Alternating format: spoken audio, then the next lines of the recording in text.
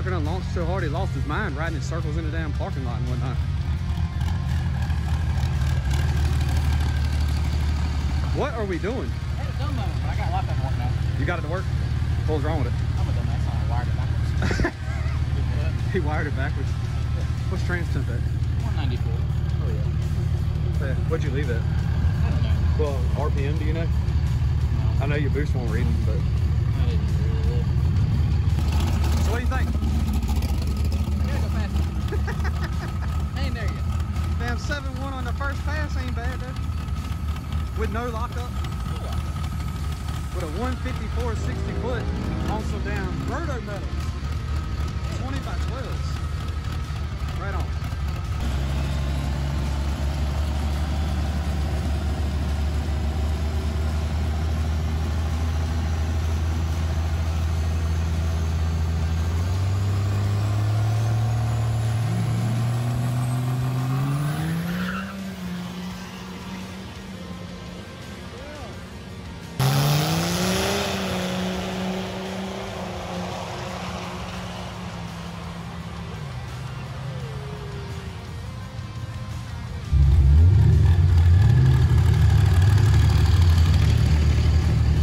Hey, do we need to help wedge that seat out of your ass? Yes, sir.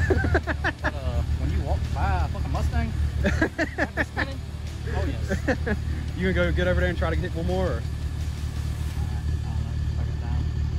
And if you want to do it, you might want to get over there and let it cool off in the staging lanes again, or we. All right, guys. So as you can tell, we had a last-minute decision to go out to the track tonight. Time was kind of limited, so we didn't get in very many passes. But we wanted to get Trevor's truck out there before Rudy's to kind of see what the truck would do. We do have a draggy, but you know, there is a little bit of differentiation, I guess you would say, in you know, prep track versus street and things like that. So also we don't have time to make a trip to Mexico between now and then. So, you know, kind of limited with our options. So anyways, he went out first pass, not really sure what he left at, but the truck did a 154 60 foot and went 7-1. And that was with no lockup. And the reason I say that is we had, as I said before, and as you saw, you know, we did a lot of messing with wiring on the truck and other things. And we had pulled the lockup switch with intentions of putting it in the steering wheel controls. Well, we ran out of time to get that done. So didn't have a chance to get the lockup switch wired back up. So this afternoon, he took a few minutes, wired the switch up, got to the track, and the switch wouldn't work. So something was going on with that. And as I said, he made the majority of the pass no lockup, just your regular shift strategy. Brought it back, got looking at wiring, and he had wired the switch up backwards, simple mistake. Got the switch wired up, lockup worked again. So went out and tried to launch again. And for some reason, his Insight isn't reading boost pressure. We replaced the map sensor and we've done a few other things, still not reading boost. So decided we were gonna leave it based on RPM, and he tried to leave it 2,500 RPMs, and don't know if it was a little bit too much or if he had some water on the tires, but the truck spun, got a little rowdy, and still ended up running down the guy that he was racing in a Mustang.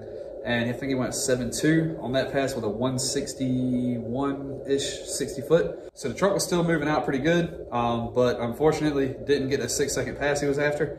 So brought it back around and brought it right back into staging lanes. We were giving it a minute to cool off a little bit and go right back at it again. And when I stopped and talked to him at the time, at the booth, the tower, whatever you want to call it, when he got his time slip, we decided to bring it back around.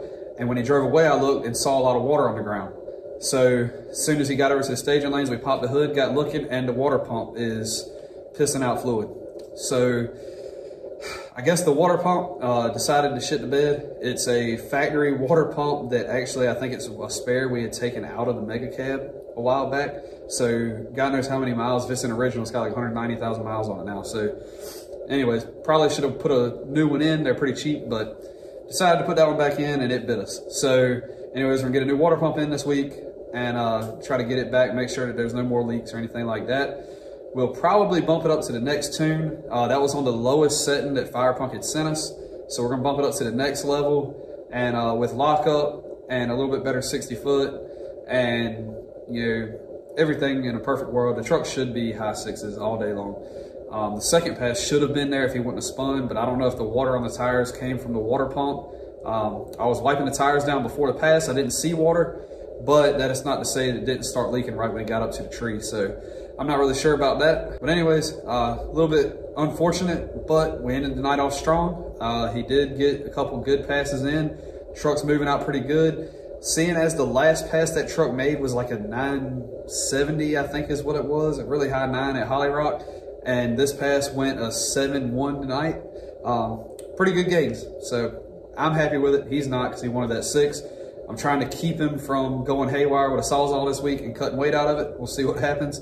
But anyways, we're gonna try to get a water pump fixed this week and possibly take some more weight out of the truck. We'll get a new tune loaded on it, try to get a decent 60-foot hit just to try to figure out where to launch it at. We'll probably make some shock adjustments because it doesn't look like we're transferring very well. And we'll see what happens. And maybe next weekend we'll get out to the track again. So anyways, that's enough rambling for tonight. That pretty much sums up everything. As I said, it was spur of the moment, last minute decision. Decided not to run the dad bod. We just really wanted to focus on that truck. So anyways, that's all we got for you tonight. So thank you guys for watching, and we'll see y'all again next time. Thank you.